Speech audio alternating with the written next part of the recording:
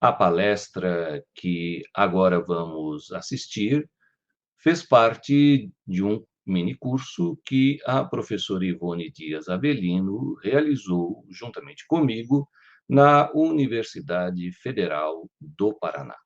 Decidimos torná-la uma apresentação pública em duas partes. A primeira, chamada Reflexões Introdutórias, e a segunda, Exemplos Latino-Americanos. Esperamos, assim, facilitar a compreensão dos nossos ouvintes.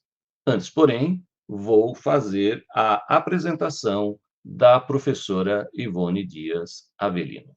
A professora Ivone realizou o mestrado em História Social pela Universidade de São Paulo, também lá realizou seu doutorado em História Econômica e, na Pontifícia Universidade Católica de São Paulo, realizou o seu pós-doutoramento.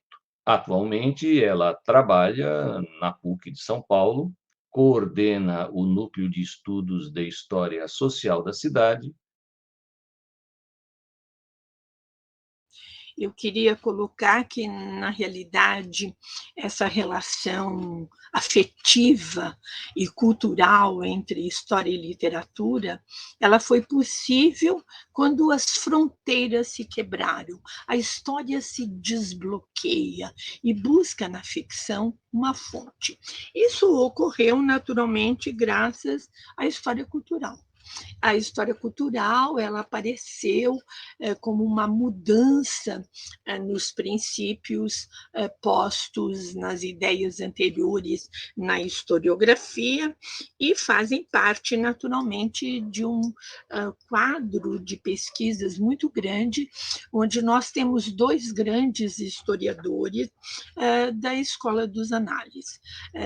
Um deles é o grande professor Peter Burke, que é um historiador, que escreveu um livro, História Cultural. O que é história cultural? E o outro, nós temos o orgulho de ter uma brasileira, que é a professora Sandra Pessavento, uma gaúcha infelizmente não está mais presente entre nós e que, na realidade, se preocupou muito com os estudos de cidade e escreve um livro em 8 capítulos.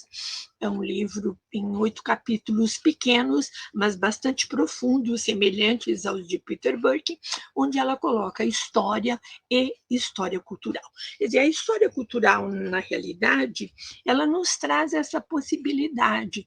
Antes, o historiador utilizava a literatura, o cinema, a arte, o teatro, como meras ilustrações. Hoje não. Hoje nós já temos uma outra forma de pensar essa relação. Então, eu vou tentar aqui, nesta breve fala, me perdoem se realmente eu não chegar a ajudá-los na totalidade, mas pelo menos para despertar alguma ideia dessa relação. A história é um caleidoscópio de ações humanas, aquele brinquedinho que as crianças brincam e aparecem aqueles coloridos geométricos que nos remetem a uma imaginação extraordinária.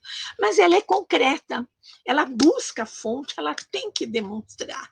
E as demonstrações elas são variadas de acordo com a fonte que cada um dos historiadores apreende. A literatura não. Já dizia Heródoto lá na Antiguidade Clássica, ao historiador cabe a verdade e ao literato caberá ou não. Ou seja, a ficção pode levar ao imaginário do autor. O historiador não, ele tem que se centrar.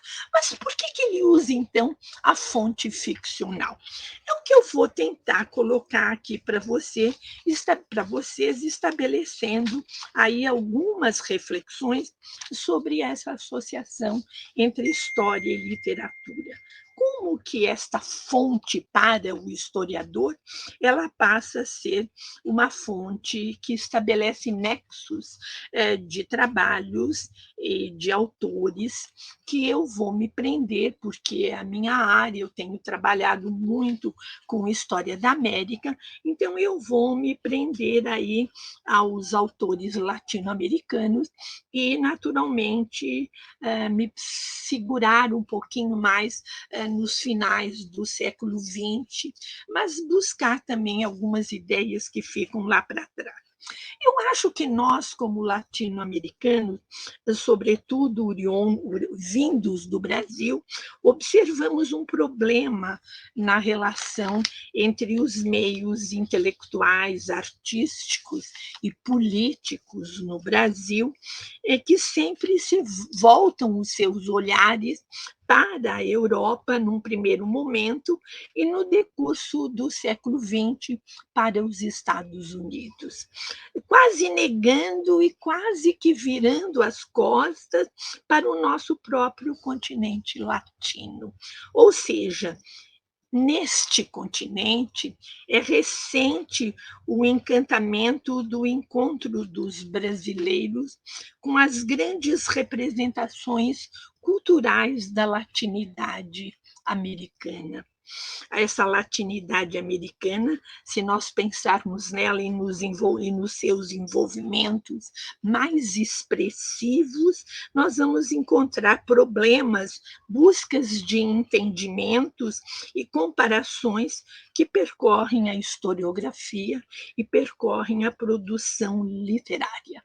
E aí nós vamos encontrar nessas páginas, se tomarmos o romance latino-americano, onde desfilam os expoentes de toda uma estrutura de dominação política, velhos aristocratas, oportunistas recém-chegados, fazendeiros truculentos, funcionários públicos subservientes, advogados venais, representantes do capitalismo local, dominados e dominantes.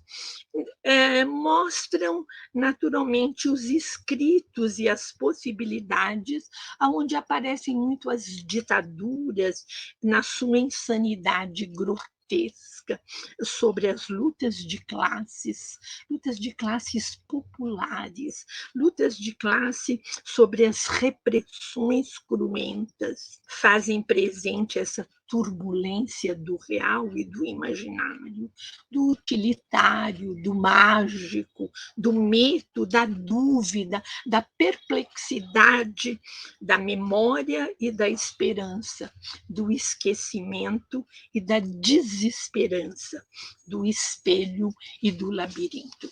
Literatos que escrevem sobre a América Latina, eles utilizam muito a ideia do espelho, utilizam muito a ideia do labirinto.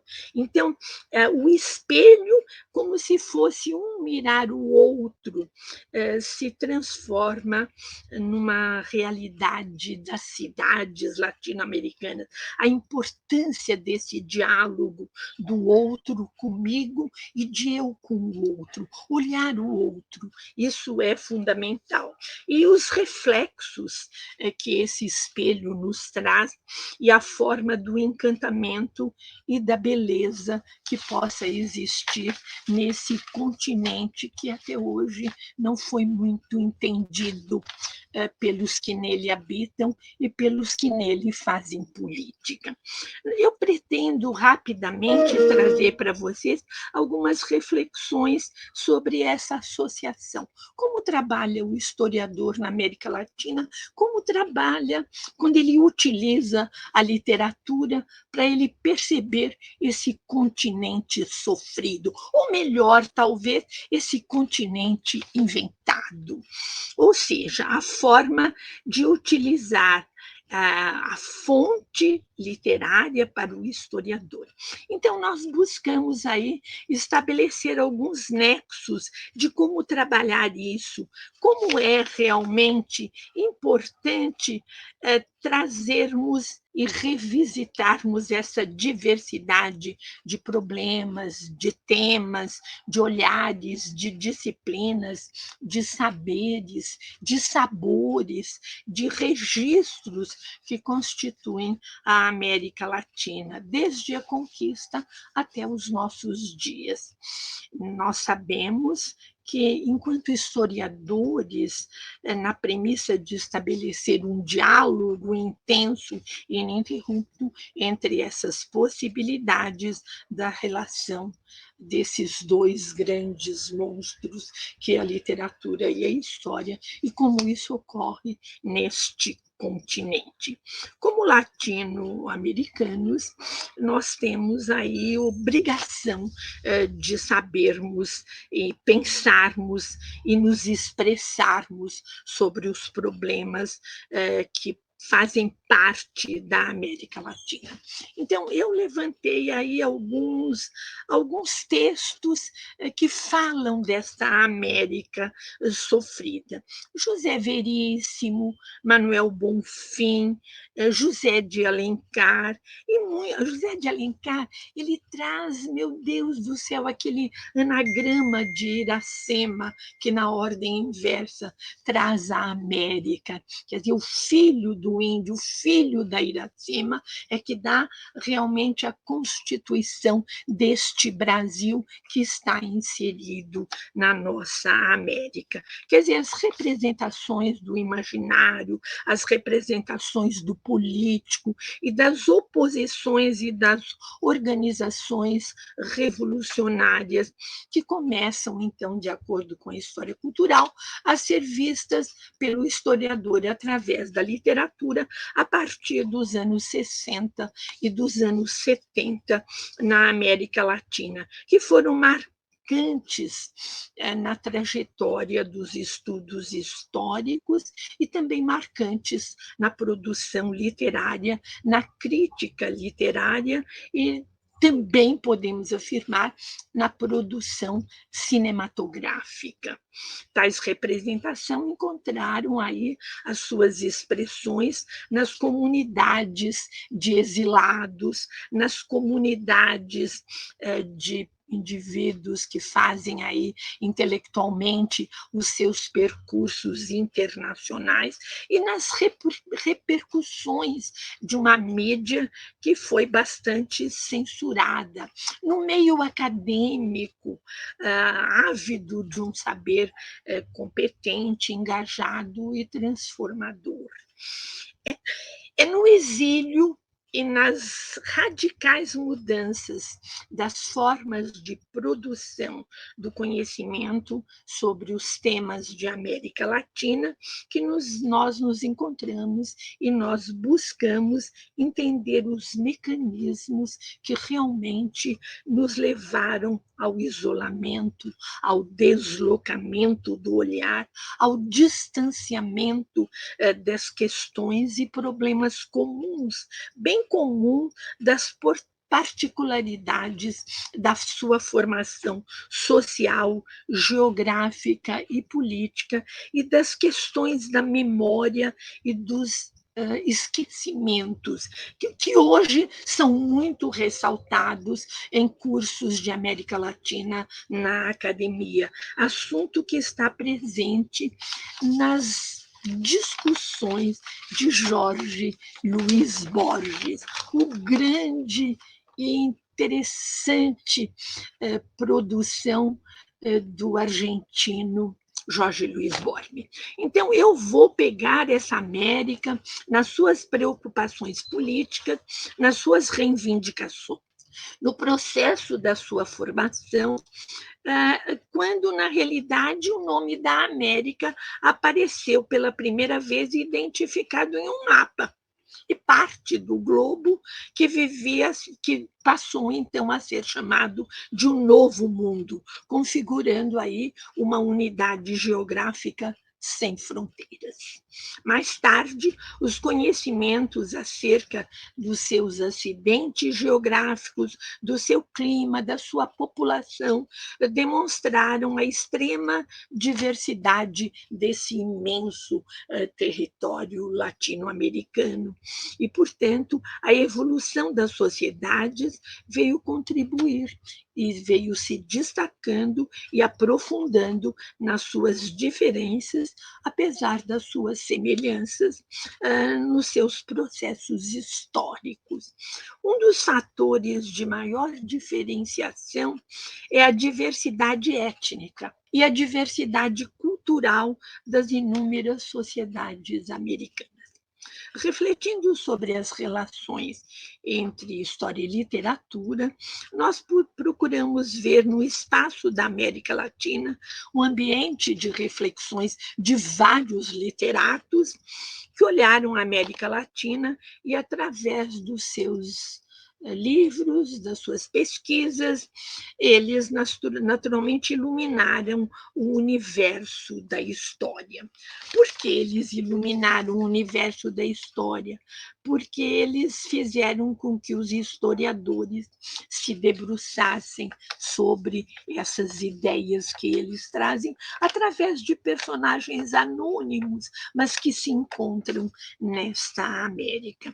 Portanto, a historiografia ela apela à literatura hoje como mais um registro real, um instrumento para sua compreensão, ou ainda podemos afirmar como uma metáfora epistemológica. O interesse do historiador em usar a literatura como fonte para suas pesquisas, eu diria que é recente, e deve-se isso à história cultural. Nos idos dos anos 80, do século passado, a literatura e a história se fundiram como áreas de interesses comuns, muito embora sejam distintas. Caminho importante nesse momento para os saltos qualitativos dados pela historiografia contemporânea nesta relação. Portanto, a fonte ajudou os caminhos do historiador por outras interpretações. O historiador não pode, de forma nenhuma, encarar a obra literária apenas como um veículo de conteúdo. Não. O valor do texto literário não está propriamente na confrontação que dele se pode fazer com a realidade exterior, mas na maneira como esta realidade é abordada e aprofundada. Como que esta realidade é posta, como que ela é questionada, como que ela é recriada. Quer dizer, encarar a literatura não como um reflexo, mas como um deslocamento, como uma refração. Ou seja, encarar a literatura faz com que os autores do texto, o Bosque Sagrado e o Borrador, que foi um grupo que começou na PUC a estudar a relação da literatura como fonte para o historiador. Esse texto, o Bosque Sagrado e o Borrador, ele pega os primeiros anos da América Latina com as obras de Alencar e desemboca no Borrador depois, quando ele se torna mais cidadino. Ou seja, como representação que é, a arte ilustra os valores de uma cultura e não se presta a fornecer a confirmação apenas de um saber que se pode adquirir de outras formas. Uma pesquisa histórica, por exemplo. Esta tem princípios e tem leis diferentes dos da realidade exterior já inventariada. Além do mais, o artista está sempre ultrapassando os sistemas de classificação aos quais uma sociedade confirmou a sua representação provisórias no mundo. A arte não reproduz a realidade exterior, mas a transforma. exprimindo o que nela está reprimido ou latente. Ou seja, a obra literária, ela é, na realidade, eficaz, porque ela age sobre os leitores, ela vem dramatizada e ela age e exacerba as contradições da realidade ali colocada. Ou seja, isso vai às últimas consequências. Ou seja, o literato ele representa e oferece, assim, um princípio de respostas, um princípio de perguntas ainda não claramente formuladas ao leitor, que passa a refleti-las e começa a entendê-las. Ela libera possibilidades subjacentes a certas situações, ela joga com possibilidades, ela dá vida e explora as virtudes inerentes de uma época. As obras literárias que melhor traduzem os movimentos sociais e históricos não são as que retratam de forma escrupulosamente exata os acontecimentos anteriores. São as que exprimem aquilo que falta a um grupo social e não aquilo que ele possui plenamente. O que falta? Porque ele não pode dar um salto qualitativo na sua maneira de viver. A literatura fala ao historiador sobre aquilo que não ocorreu, sobre as possibilidades que não vingaram, sobre os planos que não se concretizaram. Pode-se, portanto, pensar numa história dos desejos não consumados, dos possíveis não realizados, das ideias que não foram vingadas, como apontou o próprio historiador Nicolau Sevissen, quando defendeu o seu doutorado e publicou A Literatura como Missão. Ocupa-se, portanto, o historiador da realidade, enquanto o escritor é atraído pela possibilidade.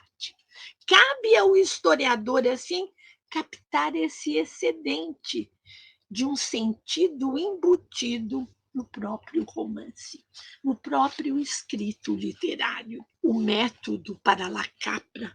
Lacapra escreveu um livro muito interessante que se chama História e Romance. E aí ele trabalha a fusão entre o texto e o contexto, ou seja, usar a linguagem para interpretar contextos. Não contextos, naturalmente, no sentido positivista da língua, mas como representação de uma experiência histórica. É o caminho para se apossar de como apreender os dados dessa realidade. A história, eu já acabei de falar no começo, é um caleidoscópio das ações humanas. A história é também um romance, só que ela é um romance verdadeiro. Ela simplifica, ela seleciona, ela organiza. Portanto, Paul Veyne diz: o que distingue um livro de história de um romance, isto é, da narrativa história e da narrativa de ficção, é que o primeiro tem o seu suporte na realidade exterior, que tem existência concreta e autônoma. E dispensa, portanto, artifícios discursivos e estéticos para ser valorizado.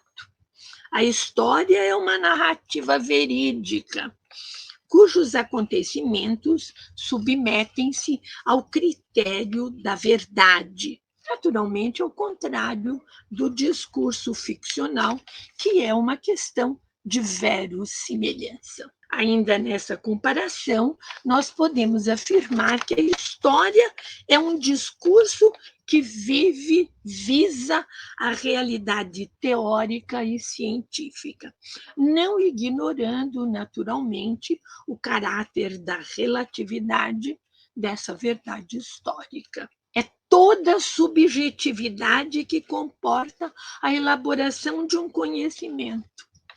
O texto literário tem como objetivo fundamental a produção da realidade estética. Então, o historiador tem um compromisso com a verdade e o literário com a estética, com a arte, o que não exclui que ele possa ter, naturalmente, relações com a realidade objetiva, ou seja, com tudo aquilo que lhe é exterior e que ele observou e o envolveu de certa forma. Os romances históricos já afirmava Gilberto Freire. E aí eu vou citar Gilberto Freire. Uma verdade, estou lendo, tá? Uma verdade histórica através da verossimilhança novelesca tem o poder de fazer a carne voltar a ser verbo, sem o verbo perder o gosto, ou a cor, ou o cheiro, ou a forma da carne. Imagem que nos parece bastante significativa do poder de recriação da obra literária e das suas relações com a realidade que ela representa. Gilberto Freire coloca isso em Casagrande Senzala. Ele foi discípulo de Boas, um grande discípulo. Assim, a transformação de elementos não literários em expressão estética é uma outra maneira de olhar o objeto de uma forma em relação ao real. Narrativa histórica e narrativa literária são formas distintas de narrar. Apresentam formas de contatos. Elas relacionam-se com a realidade exterior de maneiras diferentes, porém complementares. Elas se complementam, tá certo? É como o marido e a mulher. Eles se complementam. A mulher na sua sensibilidade, no seu feminismo, o homem na sua objetividade e na sua forma de ser. Há uma complementação entre história e literatura, ou entre um discurso e outro. Ou seja, tanto um como o outro são imagens de uma realidade que se submetem às exigências de um discurso e podem, portanto, apresentar deformações, fragmentações ou distorções, formas parciais de um conhecimento. A literatura, dessa forma, ela aprofunda intuitivamente o conhecimento humano e a história o analisa cientificamente. Formas complementares de expressão de uma realidade e de um conhecimento. Partindo-se, portanto, da ótica da interdisciplinariedade, a tendência moderna é destruir as fronteiras que a história cultural está propondo. Ou seja, essas fronteiras elas foram construídas no conhecimento tradicional. Ciência e arte, ficção e verdade aproximam-se. E elas aproximam-se à medida que a narrativa historiográfica vai surgindo em contraposição ao declínio da história científica generalizante. Ou seja, pondo em dúvida a questão da veracidade e chegando-se a uma natureza dual da história, ciência e arte simultaneamente. Se ela é ciência, ela também é arte, com a quebra dessas fronteiras com a história cultural. Para Polveni, o historiador passou a agir como um romancista, ao tecer um fio de narração ao fato por ele escolhido, diferenciando-se muito do verdadeiro romancista, enquanto relator de eventos reais e não ficcionais. Em contraposição, uma narrativa substancializada na imaginação sobre um mundo sentido. Então, concebendo o texto literário como um sistema de signos, usado muito pelos semioticistas, como aponta a vertente semiótica de Peirce, cabe ao historiador interrogar intensamente, em busca da sua interação e interpretação com as estruturas sociais, utilizando como uma cunha para penetrar nas relações entre homem e natureza, entre homem e seu produto, entre homem e homem. A literatura faz aquilatar a relação e o nível das tensões existentes na sociedade, e nesse campo, frequentemente, a historiografia tradicional nos fica devendo e muito. Se nos atermos apenas a ela, nós estamos agora em outro campo de ação. E, portanto, o historiador debruça-se sobre o texto literário em busca dos signos que apontam para o passado.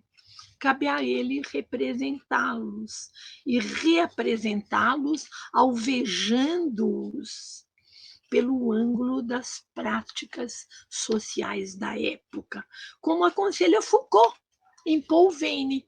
Foucault é visto por Paul Veyne, e dentro dele ele coloca, resgatando o limbo da abstração para apresentá-los na sua objetividade concreta, registrando e resgatando os elementos da sua totalidade. Assim também a vertente da semiologia, que é baseada na linguística e introduzida por Saussure.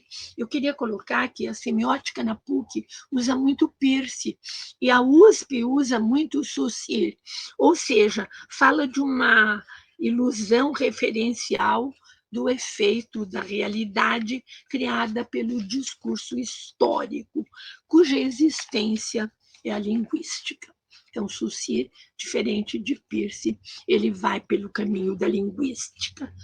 Ele fala em signo, ele fala em discurso, ele fala em propriedade fundamentalmente literária. Nessas expressões, eu vou buscar Roland Barthes, que fala das fronteiras entre a história e a literatura, uma ofertando a outra possibilidades de reconhecimento do social, revelando sentimentos incorporados aos feitos e os fazeres dos homens, signos identificadores do realizar e do realizar humano. Quer dizer, estabelecer a literatura como uma fonte para o historiador, ao lado de tantas outras novas e das tradicionais também, não podemos também abandoná-las, significa buscar um método. E aí é que a coisa pega. Por se tratar de uma linguagem específica, é óbvio, onde estes só pode operacionar através de instrumentos próprios para uma leitura possível da história. Então, as vertentes da semiótica apontam a necessidade da interdisciplinariedade, na medida em que o material do historiador é sempre a linguagem. O texto literário é, portanto, um valioso instrumento que faz mergulhar a sensibilidade do historiador num mundo mágico, uma superrealidade, em uma mescla de sonhos, de expectativas, de esperanças que vão além da própria esperança. É uma possibilidade para identificar o imaginário e as representações coletivas dos grupos sociais envolvidos nos acontecimentos e protagonistas da formação histórico-social. A busca do sentido do texto pode ser a busca da face oculta da história. Através do discurso literário, o historiador entra no mundo das consciências, no imaginário, nas representações coletivas, na medida em que essas, naturalmente, justificam, sublimam, reforçam, condicionam as práticas sociais dos indivíduos enquanto protagonistas dos acontecimentos e formadores do processo histórico. Ou seja, a pesquisa dessas práticas e as relações iluminadas através do texto literário é uma tentativa e uma proposta metodológica para resplandecer a sua aura, os seus contornos opacos, e cuja eficácia vai ser aferida pelo trabalho minucioso e cauteloso do historiador. A história é uma constelação de forças contraditórias, em configurações pluridimensionais permanentes. Tem um caráter abrangente, onde o historiador deve captar o real. Tarefa difícil, muito difícil, porque tudo é história e a todos a história impregna. Assim sendo, a riqueza interpretativa que podemos resgatar na literatura é uma valiosa contribuição ao trabalho do historiador. E a percepção de uma relação e de uma tensão entre estruturas históricas e literárias, que há muito permeiam o pensamento humano. Em Aristóteles, nós encontramos essa fala: o historiador e o poeta se distinguem um do outro porque um escreve o que aconteceu e o outro o que poderia ter acontecido. Em Cervantes, poeta pode contar as coisas não como foram, mas como deviam ser. E o historiador há de escrevê-las não como deviam ser, mas sim como foram.